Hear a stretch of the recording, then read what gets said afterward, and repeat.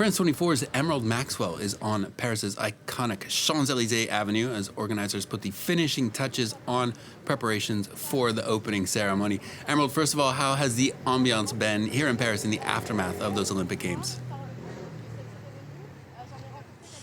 Well, Paris has really been buzzing in the afterglow of what was widely seen as a successful Olympic Games. And we have the opening ceremony for the Paralympics here tonight, so there are high hopes for that success will continue through these Paralympic Games.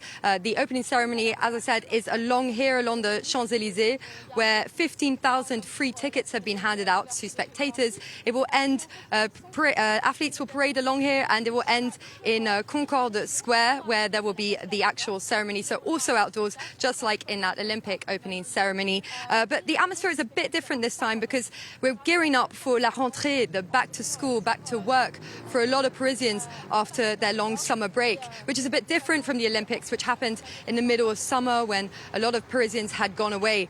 So it will be perhaps more of a test for the city and its infrastructure. There are less spectators, but more Parisians here.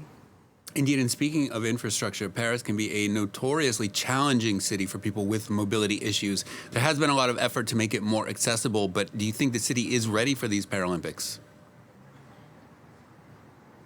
Yes, it is famously inaccessible. Anyone with any kind of mobility issue visiting Paris will know that it's got very narrow pavements, a lot of stairs and steps, cobblestones everywhere. It's really a difficult city to get around if you've got mobility, any kind of accessibility issue.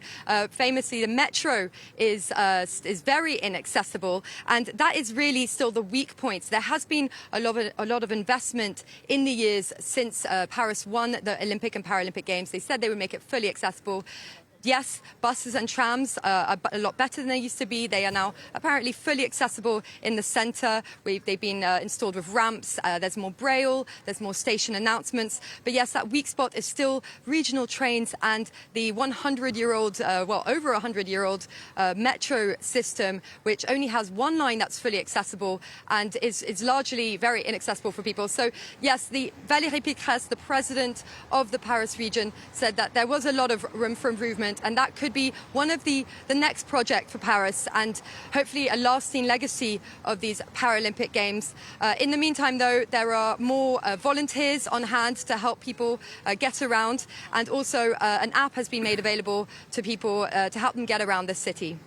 Indeed, many hoping that these Paralympic Games will be the impetus for Paris to improve its accessibility for people with limited mobility going forward. France 24's Emerald Maxwell from the Champs Elysées for us there. We will be following all of that. And indeed, here on France 24, we will be bringing you the latest from the Paralympics opening ceremony with a special show.